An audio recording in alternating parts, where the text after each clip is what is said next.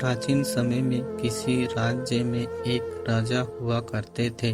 राजा बहुत यशस्वी, कीर्तिमान और परोपकारी थे। उनके राज्य में हर एक नागरिक बहुत खुश और प्रसन्न थे। एक बार एक सौदागर का काफिला उनके राज्य से गुजर रहा था। रात अधिक होने पर उन्होंने नगर कोतवाल से रात भर रुकने के लिए आज्ञा मांगी।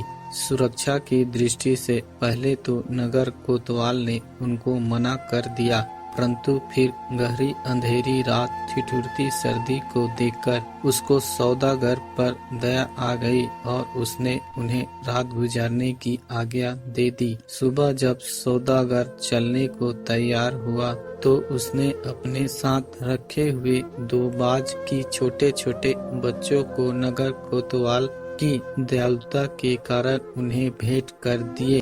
कोतवाल उन दोनों बाज के बच्चे को देखकर बहुत प्रसन्न हुआ और उसने सोचा, बच्चे इतने सुंदर हैं, राजा साहब उन्हें देखकर बहुत खुश होंगे। यह विचार करके उसने वह दोनों बाज के बच्चों को राजा साहब के समीप भेंट कर दिए। राजा साहब भी उन दोनों बाज के बच्चों को देखकर बहुत खुश हुए। दोनों बाज के बच्चे बहुत उच्च नस्ल के प्रतीक होते थे। देखने में दोनों बाज बहुत ही शानदार थे। जो भी उन्हें देखता बस देखता ही रह जाता। इसके पश्चात राजा साहब ने इनाम स्वरूप नगर कोतवाल को स्वर्ण मुद्राएं प्रदान की। नगर कोतवाल वहां से चला गया। उसके बाद राजा ने उन दोनों बाज के बच्चे की देखभाल के लिए एक व्यक्ति नियुक्त कर दिया। कुछ महीनों बाद अचानक राजा को उन दोनों प्यारे प्यारे छोटे बाज के बच्चों की याद आई, तो वे अपने मंत्री के साथ उस जगह चले गए जहां उन बाज के बच्चों को पाला जा रहा था। वहां पहुंचते ही बाज के बच्चों का पालने वाला व्यक्ति ने उनका आदर सत्कार किया और राजा के कहने पर उन दोनों बाज के बच्चों को राजा साहब के सामने लेकर आया। कुछ महीनों में वह दोनों बाज के बच्चे काफी बड़े हो गए। तब राजा ने कहा, हमें उनकी उड़ान देखनी है। इस पर बाज पालने वाले व्यक्ति ने कहा, जो आज्ञा महाराज। इतना कहकर उस व्यक्ति ने बाजों को इशारा किया और पलक झपकते दोनों बाज बिजली की तीव्र गति से उड़ान भरने लगे। राजा साहब उन्हें बहुत बारीकी से देख रहे थे। एक बाज तो आसमान की ऊंचाइयों को छू रहा था और दूसरा बाज कुछ ऊपर जाकर वापस उसी डाल पर आकर बैठ गया जहां से उसने उड़ान भरना शुरू की थी।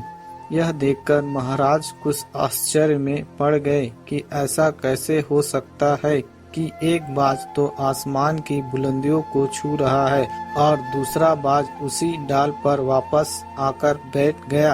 एक क्यों नहीं उड़ना चाहता? राजा ने यह सवाल उस बाज की देखभाल करने वाले व्यक्ति से कहा। क्या बात है, यह दूसरा बाज उड़ क्यों नहीं रहा?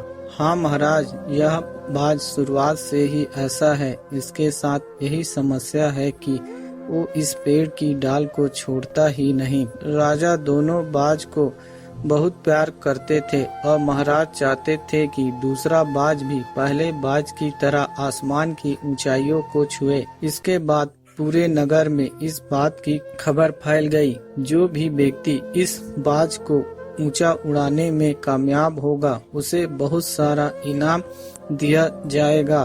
फिर तो दरबार में एक से बढ़कर एक विद्वान आए और अपनी तरफ से पूरी कोशिश की बाज को उड़ाने की, परंतु कोई भी सफल नहीं हो पाया। वह बाज थोड़ा सा उड़कर आता और डाल पर बैठ जाता। धीरे धीरे समय बीतता जा रहा था और कुछ सप्ताह बाद जब एक दिन महाराज उधर से गुजर रहे थे, तब किसी कारणवश उनकी आंखें ऊपर आसमान की ओर उठ गई और वे आश्चर्य से ऊपर ही देखते रह गए, क्योंकि आकाश में दोनों बाज के बच्चे जो अब बड़े हो चुके थे आसमान की ऊंचाइयां छू रहे थे, जबकि पहले केवल एक ही बाज ऊपर ऊंचाई तक जाता और दूसरा थोड़ा ऊपर जाकर वापस डाल पर बैठ जाता। राजा ने तुरंत अपने सेनापति से उस आदमी का पता लगाने के लिए कहा जिसने उस बाज को उड़ाने का कमाल कर दिया था। वह आदमी नगर का एक किसान था। अगले दिन दरबार में वह आदमी हाजिर हुआ। महाराज ने उसे इनाम स्वरूप बहुत सारी स्वर्ण मुद्रा दी और कहा, मैं तुमसे बहुत खुश हूँ। मैं तुमसे वह राज जानना चाहता हूँ जिसकी मदद से तुमने यह असंभव कार्य कर दिखाया, क्योंकि तुमसे पहले ना जाने कितने विद्वान ज्ञानी लोग नहीं कर पाए। राजा की आंखों में उत्सुकता की चमक देखकर वह मामूली किसान बोला, महाराज, मैं तो आपके राज्य का एक मामूली सा किसान हूँ। मैं ज्यादा ज्ञान की बातें नहीं जानता। मैंने तो सिर्फ ये देखा कि यह बाज का बच्चा थोड़ी ऊपर उड़ने के बाद वापस आकर उसी डाल पर बैठ जाता है, तो मैंने वह डाली काट दी, क्योंकि यह बाज उसी डाली पर बैठने का आदी हो चुका था और जब डाल ही नहीं रहेगी तो वह कहाँ आकर बैठेगा। मजबूरी बस वह बाज अपने साथी बाज के साथ आसमान में ऊंचाई उड़ान भरेगा और इसके बाद वह बाज भी अपने साथी बाज की तरह आसमान की बुलंदियों को छूने लगा। दोस्तों, सभी मनुष्य ऊंचा उड़ने के लिए ही बने हैं, लेकिन कभी कभी हम जो कर रहे होते हैं हम उसके आदी हो जाते हैं कि अपनी क्षमता, काबिलियत, ऊंचा उड़ने की शक्ति को भूल जाते हैं।